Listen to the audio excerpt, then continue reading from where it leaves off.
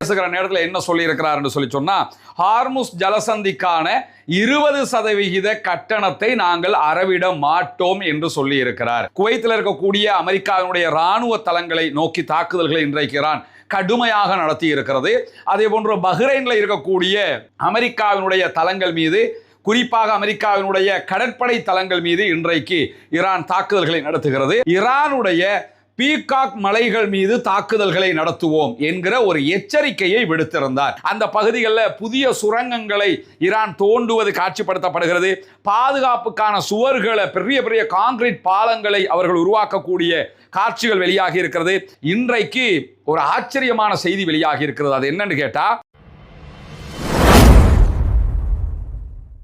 அன்பிற்கினிய சகோதர சகோதரிகளே, நம் அனைவர் மீதும் ஏக இறைவனுடைய அமைதியும் கருணையும் உண்டாகட்டுமாக என்கிற உயரிய பிரார்த்தனைகளோடு, பாலஸ்தீனம் தொடங்கி ஈரானுடனான யுத்தம் வரைக்கும் 2 ஆண்டுகளுக்கு மேலாக ஒரு பாரிய யுத்தம் மத்திய கிழக்கில் நடந்த நிலையில ஒரு சமாதானம் ஏற்பட்டு, அந்த சமாதானமும் மீண்டும் சண்டையாக மாற்றம் பெற்றிருக்கிறது. ஈரானும் அமெரிக்காவும் தொடர்ந்து சண்டையில் ஈடுபட்டு வருகிறார்கள். இன்றைய நாளிலும் அமெரிக்கா ஈரான் மீதும், ஈரான் அமெரிக்காவினுடைய தளங்கள் மீதும் தாக்குதல்களை பதிலுக்கு பதில் நடத்தி கொண்டிருக்கக்கூடிய சூழல்ல அமெரிக்க அதிபர் டொனால்ட் ட்ரம்பினுடைய நிலைப்பாடுகள், அவர் எப்படி இருப்பாரு, எந்த நேரத்தில் எதை சொல்லுவார், சொல்லிட்டு எதை எப்போ மாற்றுவாருங்கிறதையே யாரும் கணிக்க முடியாத அளவுக்கு அமெரிக்க அதிபர் டொனால்ட் ட்ரம்ப் தொடர்ந்து முரண்பட்டு பேசக்கூடிய ஒருவராக சர்வதேசம் முழுவதுமே அறியப்படுவது நமக்கெல்லாம் தெரியும். அந்த அடிப்படையில் தான் நேற்றைய தினம் அவருடைய ஒரு அறிவிப்பை நம்ம சொல்லியிருந்தோம்.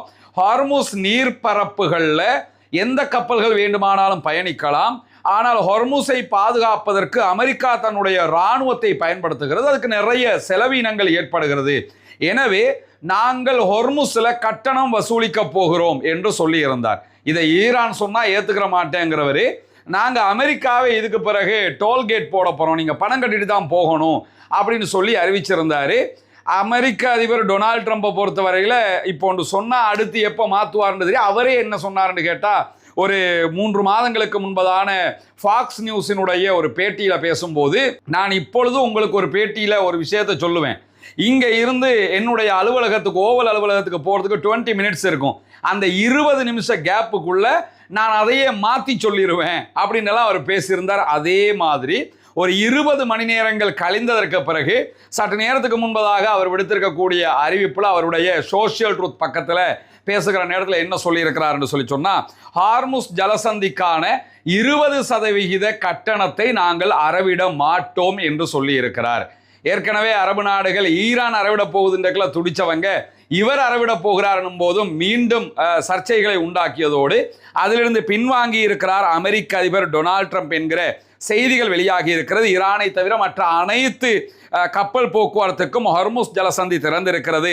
அதற்கு காரணம் ஈரானியர்களுடைய பொய்யான, வன்முறையான, தீய தலைமைகள் தான் என்று சொல்லி இன்றைக்கு அவர் இந்த 20% நாங்கள் அறவிட மாட்டோம் என்று சொல்லுகிற அறிவிப்புக்கு கீழே மீண்டும் ஈரானுடைய தலைமைகளை திட்டு தீர்த்து இருக்கிறது மட்டுமல்லாமல், வளைகுடா நாடுகளோடு நாங்கள் ஒரு வர்த்தக மற்றும் முதலீட்டு ஒப்பந்தத்தை செய்ய இருக்கிறோம், அந்த ஒப்பந்தத்தினூடாக நாங்கள் அவங்க கிட்ட இருந்து எடுக்கிறதை எடுத்துக்கிறோமே தவிர இந்த ஹார்முஸ் ஜலசந்தியில பணம் வசூலிக்கிற தேவை இப்போதைக்கு இல்லைன்னு இருக்கிறாரு.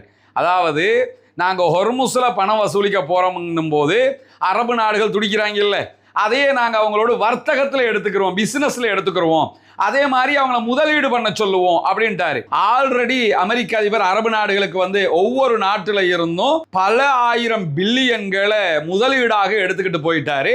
மீண்டும் நாங்கள் அரபு நாடுகள்கிட்ட கேட்போம்ன்றிருக்காரு. அவருக்கு தெரியும், கேட்க இவங்க வந்து ஏமாந்துக்கிட்டு நமக்கு அள்ளி தருவாங்க, அதை வச்சு அமெரிக்காக்காரன் நாங்கள் ஏமாத்திடலாங்கிறதுக்காக இந்த முடிவுக்கு வந்திருப்பதாக சொல்லியிருக்கக்கூடிய சூழல்ல IRGC என்கிற ஈரானுடைய புரட்சிகர இராணுவ பிரிவை ஆபத்தான படைப்பிரிவாக UK ஐக்கிய ராச்சியம் அறிவித்திருக்கிறது. பிரித்தானியாவுடைய இந்த அறிவிப்புக்கு இன்றைய நாளில் ஈரான் எதிர்வினையாற்றி இருக்கிறது.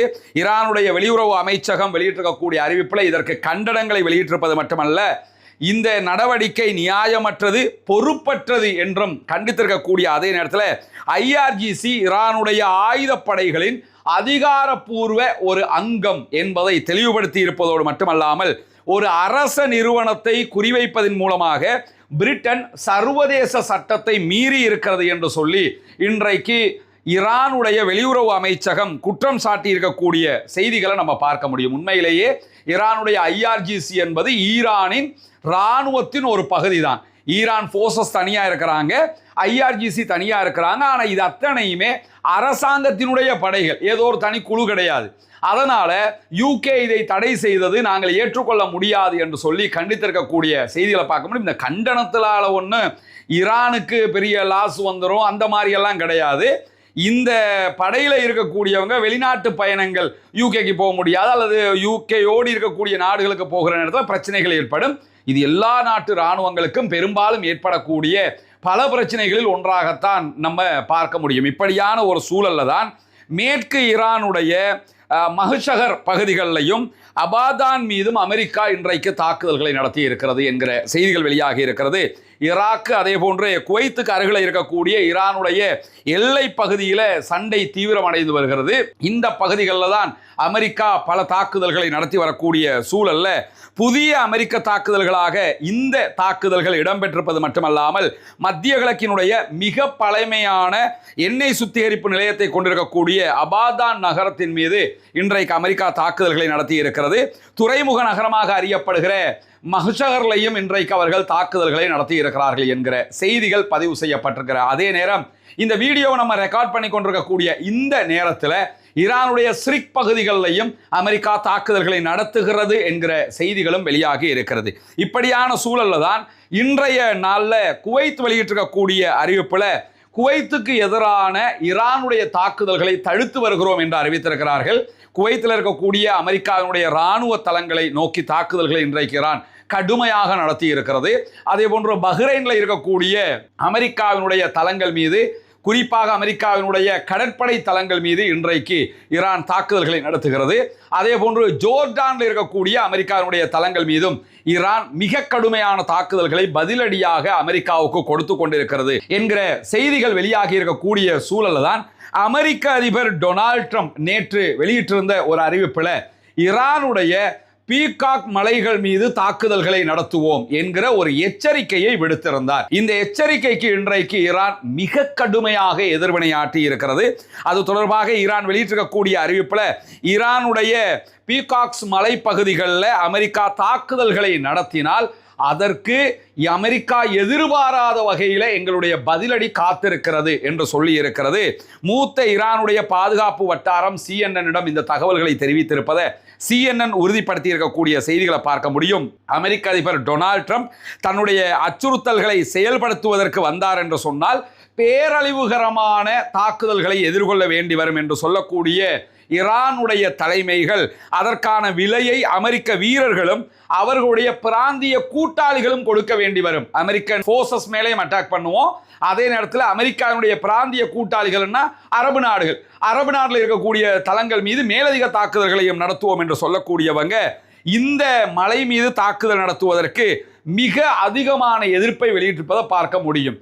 என்ன காரணம்? அப்படி இந்த மலைக்குள்ள என்ன இருக்குதுன்னு பார்த்தீங்கன்னா, பீகாக்ஸ் மலை என்பது ஈரானுடைய அணுசக்தி நடவடிக்கைகள் நடைபெறுகிற மிக முக்கியமான ஒரு மலையாக அறியப்பட்டிருக்கிறது. குறிப்பாக நம்ம எடுத்துக்கிட்டோம்னு சொல்லி சொன்னா, இந்த பீகாக்ஸ் மவுண்டைன் என்று அழைக்கப்படக்கூடிய ஈரானுடைய மத்திய பகுதிகளில் இருக்கக்கூடிய மலை நட்டான்ஸ் என்கிற ஈரானுடைய அணு ஆயுதத்தை தயாரிப்பதற்கான செறிவூட்டப்பட்ட யுரேனியத்தை வைத்திருக்கக்கூடிய பகுதிகளில் இருந்து வெறும் 1.5 கிலோமீட்டர் தூரத்தில் தான் இந்த மலைகள் இருக்கிறது என்பதை நம்ம புரிஞ்சுக்கிறோம். நட்டான்ஸ் மேலே அமெரிக்கா பங்கர் பஸ்டர் பாம்கள் B-12 வகையான பூமியை ஒட்டச்சுக்கிட்டு கீழே போகக்கூடிய தாக்குதல்களை எல்லாம் நடத்தினாங்க. அப்படி நடத்தி கூட நட்டான்ஸ்ல இருக்கக்கூடிய ஈரானுடைய யுரேனியத்தை, செறிவூட்டப்பட்ட யுரேனியத்தை அழிக்க முடியாமல் போயிடுச்சு. இப்போ இருக்கக்கூடிய பிரச்சனை என்னன்னு கேட்டால், செறிவூட்டப்பட்ட யுரேனியம் உண்மையிலேயே எங்கே இருக்கிறது? இஸ்பஹான்ல இருக்குதா அல்லது நட்டான்ஸ்ல இருக்கிறதா என்கிற கேள்விகளுக்கு மத்தியில்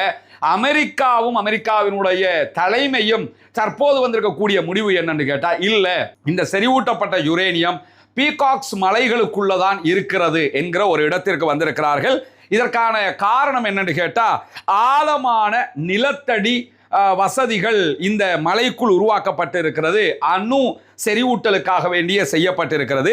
இந்த மலையினுடைய உள்ளே மிக ஆழமான சுரங்கங்கள் இருக்கிறது என்கிற செய்திகள் வெளியாகி இருக்கிறது. அதே போன்று பெரிய நிலத்தடி மண்டபங்கள் உள்ளே அமைக்கப்பட்டிருக்கிறது. மலைய கீழ்ப்பகுதியால் கொடைஞ்சி மலைக்குள்ள என்ன பண்ணியிருக்கிறாங்கன்னு கேட்டா பெரிய பெரிய மண்டபங்களை எல்லாம் உருவாக்கி இருக்கிறார்கள், ஆய்வு நிலையங்களை எல்லாம் உருவாக்கி இருக்கிறார்கள். அதே போன்று பல பங்கர் பஸ்டர் குண்டுகள் போடப்பட்டாலும் எளிதாக அழிக்க முடியாத அளவுக்கு இது இயற்கையாகவே அமையப்பட்டிருக்கிறது. பெரிய கருங்கல் மலைக்குள்ளேயே இதை போய் எல்லாரும் என்ன பண்ணுவாங்கன்னா பூமியை தோண்டி அதுக்குள்ள எல்லாத்தையும் பண்ணிட்டு அதுக்கு மேல காங்கிரீட்டை கொட்டி அதை பலப்படுத்துவாங்க. ஈரான்காரன் என்ன பண்ணியிருக்கிறாங்கன்னு கேட்டா கருங்கல் மலைக்கு கீழே எல்லாத்தையும் தோண்டி மலைக்குள்ளேயே ஆய்வகங்கள் எல்லாத்தையும் அமைச்சு மலையை இயற்கையாக இருக்கக்கூடிய கல்லு மலையை தங்களுடைய பாதுகாப்பாக மாற்றி இருக்கிறார்கள் என்று சொல்லி பாதுகாப்பு விற்பனர்கள் சொல்லக்கூடிய நிலையில நட்டான்ஸ் அணுமையத்துக்கு மிக அருகாமையில இந்த பீகாக்ஸ் மலைகள் அமைந்திருக்கிறது. ஈரானுடைய முக்கிய யுரேனியம் செறிவூட்டுகிற மையமாக இருக்கக்கூடிய நட்டான்ஸை பொறுத்தவரையில் 2020 நட்டான்ஸுக்கு ஏற்பட்ட சேதத்திற்கு பிறகு மலைக்கு உள்ள இந்த மாதிரியான சிஸ்டங்களை உருவாக்குவதற்கு அப்பொழுதே ஈரான் தயாராகிவிட்டது. ஆனால் அதற்கு பிறகு இப்ப நடந்த தாக்குதல்களில் தான் ஈரான் மேல நட்டான்ஸ் மேலே எல்லாம் அமெரிக்கா தாக்குதல்களையே நடத்தியது.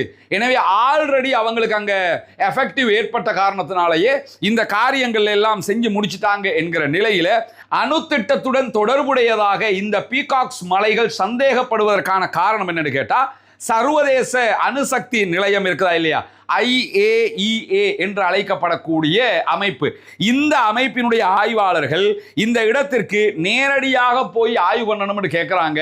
அதுக்கு எக்காரணம் கொண்டும் அனுமதி தரமாட்டோம் அப்படின்னு சொல்லி ஈரான் மிக தெளிவாக சொல்லியிருக்கிறாங்க. அதுக்காக அவங்க சொல்லக்கூடிய காரணங்களாக பல சந்தேகங்கள் எழுப்பப்படுகிறது. இதுவாக இருக்கலாம் என்று ஆய்வாளர்கள் சொல்கிறார். அதில் மேம்பட்ட சென்ட்ரிஃபியூஜ் இருக்கக்கூடிய உற்பத்தி நிலையமாக அது இருக்கலாம் என்று சந்தேகிக்கப்படுகிறது.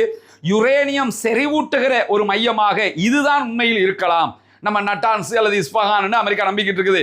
ஆனால் உண்மையிலேயே இங்கே தான் யுரேனியத்தை அவங்க செறிவூட்டுவதற்கு வாய்ப்பு இருக்கிறது.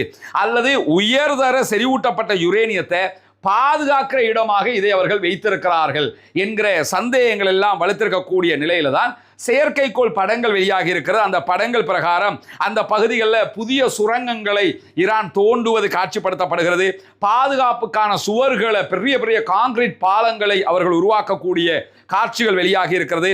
வலுப்படுத்தப்பட்ட பெரிய நுழைவாயில்கள் உருவாக்கப்படுகிற காட்சிகள் அங்கே காட்டப்படுகிறது. கட்டுமான பணிகள் நடக்கிற காட்சிகள் எல்லாம் தொடர்ந்து காட்டப்படுகிற நிலையில தான் இந்த சந்தேகங்கள் உருவாகி இருக்கிறது. எனவே இந்த மலைப்பகுதிகள் மேல அமெரிக்கா தாக்குதல் நடத்துவோம் என்று சொல்லியிருக்கிறாங்க. தாக்குதல் நடத்தினால் அதற்கு மிக கொடுமையான பதிலடியை நாங்களும் தருவோம் இருக்காங்க. இந்த பதிலையும் அமெரிக்காவுடைய எச்சரிக்கையும் சேர்த்து பார்க்கிற நேரத்தில் சம்திங் இந்த இடத்துல ஏதோ ஒன்று இருக்கிறதுங்கிறது தெரியுதா இல்லையா? பெரும்பாலும் செறிவூட்டப்பட்ட யுரேனியம் இங்கு இருக்கலாம், அல்லது யுரேனியத்தை அவங்க இங்கே தான் செறிவூட்டுவதற்கான வாய்ப்பு இருக்கிறது. எது எப்படி போனாலும் அமெரிக்காவில் இருக்கக்கூடிய மிக கடுமையான ஆழம் சென்று தாக்குகிற குண்டுகளை போட்டால் கூட இதுக்கு ஆபத்து வராது என்கிற அளவுக்கு தான் பாதுகாப்பு இருக்கிறது என்கிற செய்திகள் வெளியாக இருக்க. நட்டான்ஸ்லேயே அப்படித்தான் இருக்கிறது. அப்போ இது எவ்வளவு அதிகமாக இருக்கும் என்கிறதையும் நம்ம புரிந்து கொள்ளுகிற அதே நிலையில் பஹ்ரைன் இன்றைக்கு விடுத்திருக்கக்கூடிய அறிவிப்புகளில் ஈரானுடைய IRGCக்காக உளவு பார்த்த குற்றச்சாட்டில் 3 பேருக்கு பஹ்ரைன் இன்றைக்கு ஆயுள் தண்டனை வழங்கி இருக்கிறது என்கிற செய்திகள் வெளியாகி இருக்கக்கூடிய சூழல்ல திடீர்னு இஸ்ரேலுடைய பிரதமர் பெஞ்சமின் நெதன்யாகு ஒரு அறிவிப்பை விடுத்திருக்கிறாரு. ஈரான் எங்களுக்கு தாக்கினால் நாங்கள் உடனடியாக பதிலடி தாக்குதல் நடத்துவோம், நாங்கள் பார்த்து கொண்டு இருக்கிற ஒரு அரசாங்கமாக இருக்க மாட்டோம் அப்படின்லாம் சொல்லியிருக்கிறாரு. ஈரானுக்கும் இஸ்ரேலுக்கும் இப்ப சண்டை இல்லை. இப்ப நடக்கிற சண்டை அமெரிக்காவுக்கும் ஈரானுக்கும் இடையிலான சண்டை. எனவே அமெரிக்கா ஈரானுக்கு இடையிலான சண்டையில ஈரான் அமெரிக்காவுடைய தளங்களை தாக்குறாங்க, அமெரிக்கா ஈரானுடைய இடங்களை தாக்குறாங்க. இஸ்ரேலுக்கு இப்ப என்ன தேவைன்னு கேட்டா நவம்பர்ல எலெக்ஷன் வருகிறது, அதுக்குள்ள ஈரான்காரன் ஒரு குண்டையாவது நமக்கு போட மாட்டானா, போட்டுட்டான்னு எல்லாரும் குண்டு போட்டுற கூடாதுன்னு நினைப்பாங்க. இஸ்ரேல் பிரதமரை பொறுத்தவரையில் ஒரே ஒரு குண்டையாவது எங்கள் நாட்டில் போட்டுற மாட்டானா ஈரான்காரன். போட்டான்னா இதை வச்சு நான் லெபனானுக்கு அடிப்பேன், காசாக்கு அடிப்பேன், ஈரானோட சண்டைன்னு சொல்லி அப்படியே தேர்தலை ஜெயிச்சுக்கிறேன். எப்படியாவது தேர்தலை ஜெயிக்கிறதுக்காக ஒரே ஒரு குண்டியாவது சொல்லியாவது போட வைக்கிற அளவுக்கு அந்த ஆளுடைய அறிவிப்பை நம்ம பார்க்க முடியுது. எவ்வளவு கேவலமான மனோநிலை கொண்ட ஒரு ஆளாக இந்த ஆள் இருக்க முடியும் என்பதை நம்ம புரிந்து கொள்கிற அதே நேரத்தில் இன்றைக்கு ஒரு ஆச்சரியமான செய்தி வெளியாகி இருக்கிறது. அது என்னன்னு கேட்டால், அமெரிக்காவினுடைய தளங்கள் மேலே தொடர்ந்து ஈரான் தாக்குதல்களை நடத்தி வருதா இல்லையா, இந்த இடங்களை எப்படி துல்லியமாக கண்காணிக்கிறாங்க, கரெக்டாக அமெரிக்காக்காரன் இருக்கக்கூடிய வீடினை மட்டும் எப்படி ஈரான் கண்டுபிடிக்குது அப்படிங்கிற மிகப்பெரிய ஒரு ரகசியம், கண்டுபிடிக்க முடியாத ஒரு பிரச்சனையாக கல்ஃப் கண்ட்ரீஸ்களில் இந்த பிரச்சனை இருந்த நிலையில் இன்றைக்கு அதற்குரிய ஒரு பதில் வெளியாகி இருக்கிறது. குறிப்பாக லண்டன்ல இருந்து வெளியாகக்கூடிய ஃபினான்ஷியல் டைம்ஸ் வெளியிட்டிருக்கக்கூடிய ஆர்டிக்கல்ல அமெரிக்க பணியாளர்களையும் அமெரிக்க இராணுவத்தினரையும் கண்காணிப்பதற்காக ஈரான் மத்திய கிழக்கில் இருக்கக்கூடிய எல்லா மொபைல் நெட்வொர்க்குகளையும் ஹேக் பண்ணி இருக்கிறாங்க என்கிற செய்திகள் வெளியாகி இருக்கிறது. அல் ஜசீரா இந்த செய்தியை கோடிட்டு காட்டியிருக்கிறது. யுத்தம் முழுவதும் அமெரிக்க பணியாளர்களையும் அதே போன்ற அமெரிக்காவினுடைய கான்ட்ராக்டர்களையும் எல்லோரையும் கண்காணிப்பதற்காக ஈரான் மத்திய கிழக்கில் இருக்கக்கூடிய எல்லா மொபைல் நெட்வொர்க்குகளையும் ஹேக் பண்ணியிருக்கிறாங்க, உள்ள நுழைஞ்சிருக்கிறாங்க என்கிறது ஃபினான்ஷியல் டைம்ஸ். அது மட்டுமல்லாமல் இந்த நெட்வொர்க்குகளுடைய ரோமிங் அமைப்புகள், ஸ்மார்ட் போனில் வரக்கூடிய விளம்பரங்கள் எல்லாவற்றையுமே நுணுக்கமாக ஒன்று விடாமல் எல்லாத்தையும் ஹேக் பண்ணியிருக்கிறாங்க. இப்படி ஹேக் பண்ணி ஒருத்தருக்கு ஒரு விளம்பரம் காட்டுதுன்னா அது துபாயில் இருக்கிறவனால துபாய்க்காரனுக்கு துபாய்க்கு அதுக்கேற்ற மாதிரி விளம்பரத்தை தான் அது கொண்டு வந்து காட்ட போகுது. ஏன்னா அதனுடைய அல்காரிதம் அப்படி தான் இருக்கான், பார்க்கறது தானே காட்ட போகுது. இதே அமெரிக்கனாக இருந்தால் அவனுக்கு தேவையானதை தான் பார்ப்பான். இப்படி எவனவன் எந்தெந்த விளம்பரத்தை பார்க்குறான் அந்த வகையில் கண்டுபிடிச்சிருக்கிறாங்க. அதே மாதிரி ரோமிங் பேசுவாங்க, வெளிநாட்டுக்கு கால் பேசுவாங்களா இல்லையா, இந்த வெளிநாட்டுக்கு கால் பேசுகிற நேரத்தில் ஐடிடி கால் எடுக்கிற போது அல்லது வெளிநாட்டு கால் எடுக்கிற போது எந்த நாட்டுக்கு எடுக்கிறாங்க, பேசுறது யார், இது எல்லாத்தையுமே ஒன்று விடாமல் நுணுக்கமாக கண்காணித்து அதில் இருந்து தகவல்களை பெற்றுத்தான் கரெக்டாக இந்த இடத்துல அமெரிக்காக்காரன் இருக்கிறான், இந்த இடத்துல இந்த நாட்டுக்காரன் இருக்கிறான் சொல்லி அந்தந்த இடங்களுக்கு அவர்கள் தாக்குதல்களை நடத்துகிறார்கள் என்று சொல்லக்கூடிய ஃபினான்ஷியல் டைம்ஸினுடைய செய்தி மேலதிகமாக என்ன சொல்கிறாங்கன்னு கேட்டால், நிகழ்நேர அதே போன்று உடனடி அல்லது தொடர்ச்சியான இருப்பிட தகவல்களை பெறுகிற திறன்கள் ஈரானிடத்தில் நிச்சயமாக இருக்கிறது. அதாவது இப்போ இவன் எங்கே இருக்கிறான்ங்கிறத ஈரான் துல்லியமாக ஒவ்வொரு அமெரிக்காக்காரனையும் கண்காணிக்குது. இதெல்லாம் ஒரு ஆச்சரியமான தகவல்கள். அது எப்படி ஈரானை எப்படி கற்காலத்துக்கு அனுப்பிவிட்டோம் அப்படின்னு சொல்லி நேற்று கூட பேசிக்கிட்டு இருக்கிறாரு அமெரிக்க அதிபர் டொனால்ட் ட்ரம்ப். யாரை கற்காலத்துக்கு அனுப்பினது? அமெரிக்காவினுடைய முழு நெட்வொர்க்கையும் முழுவதுமாக கண்காணிக்கக்கூடிய அளவுக்கு ஈரானுடைய பவர் இருக்கிறது. ஏன்னா அரபு நாடு எல்லாத்துலேயும் அமெரிக்கா இஸ்ரேலுடைய நெட்வொர்க், அந்த தொடர்புகள், அந்த தொழில்நுட்பங்கள் தான் பயன்படுத்தப்படுது. எல்லாத்துக்குள்ளே நுழைஞ்சு ஒத்தொத்தனையாக கண்காணிச்சுக்கிட்டு இருக்கிறான்னா அவங்களுடைய நெட்வொர்க் எப்படி இருக்கும் அப்படிங்கிறத நம்ம புரிந்து கொள்ள முடிகிற அதே நேரத்தில் நேற்றைய தினம் ஹவுதீஸ் கட்டுப்பாட்டில் இருக்கக்கூடிய யமனுடைய சன்ஆ தலைநகர் சன்ஆவில் இருக்கிற விமான நிலையத்தின் மீது சர்வதேச அங்கீகாரம் பெற்ற, குறிப்பாக சவுதியினுடைய ஆதரவு பெற்ற அரசாங்கத்தினுடைய படைகள் தாக்குதல்களை நடத்தியிருந்தது. ஈரானுடைய பேசஞ்சர் ஃப்ளைட் வந்து இறங்கக்கூடாதுன்னு சொல்லி தான் அந்த அட்டாக் அவங்க பண்ணி இருந்தாங்க. அந்த அட்டாக்குக்கு பதிலடி கொடுப்போம் என்று சொல்லி சவுதி அரேபியாவை மிரட்டியிருந்த ஹவுதீஸ் இன்னைக்கு சவுதியினுடைய அபுஹா விமான நிலையத்தின் மீது தாக்குதல் நடத்தி இருக்கிறார்கள். அபுஹாங்கிறது ரொம்ப சுற்றுலா பயணிகள் நிறைந்து வரக்கூடிய ஒரு பகுதி, யமனுடைய பார்டரில் இருக்கக்கூடிய ஒரு பகுதி. அந்த பகுதி மேலே இன்றைக்கு கடுமையான தாக்குதல் ஒன்றை ஹவுதீஸ் நடத்தி இருப்பது மட்டுமல்லாமல் ஹவுதீஸுக்கும் சவுதி அரேபியாவுக்கும் இடையில 2020க்கு முன்பதாகவே ஒரு ஒப்பந்தம் வந்துவிட்டது. அந்த ஒப்பந்தத்துக்கு பிறகு ஹவுதீஸ் சவுதி மேலே அட்டாக் பண்ணவும் இல்லை, சவுதி ஹவுதீஸ் மேலே அட்டாக் பண்ணவும் இல்லை. முதல் தடவையாக இந்த அட்டாக் நடந்திருக்கிறது. நாங்கள் தான் அடித்தோம் அப்படின்னு சொல்லியே வெளிப்படையாக ஹவுதீஸ் வெளியிட்டிருக்கக்கூடிய செய்திகளில் நம்ம பார்க்க முடிகிறது. எனவே ஹவுதீஸுக்கும் சவுதிக்கும் இடையிலான ஒரு முருகல் நிலையம் தற்போது தோற்றம் பெறுகிறது. இது உச்சம் தொட்டால் அவர்கள் மீண்டும் செங்கடல் பகுதிகளில், ரெட் சி பகுதிகளை நாங்கள் முற்றுகையிடுகிறோம் என்று அறிவித்து விடுவார்கள். அப்படி அறிவித்தால் இன்னும் பல சிக்கல்களை அரபு நாடுகள் சந்திக்க வேண்டி வரும். பொறுத்திருந்து பார்ப்போம் என்னவெல்லாம் நடக்கிறது என்பதை. ஆக்கிரமிப்புகள் ஓய வேண்டும், ஆக்கிரமிப்பாளர்கள் ஓய வேண்டும் என்கிற உயரிய பிரார்த்தனைகளோடு ஆக்கிரமிப்பாளர்களுக்கு எதிராக தொடர்ந்தும் ஜனநாயக ரீதியாக குரல் எழுப்புவோமாக வாகிறது. அல்ஹம்துலில்லாஹி ரப்பில் ஆலமீன். நமது இம்தியாஸ் என்ற யூடியூப் சேனலை சப்ஸ்கிரைப் செய்யுங்கள்.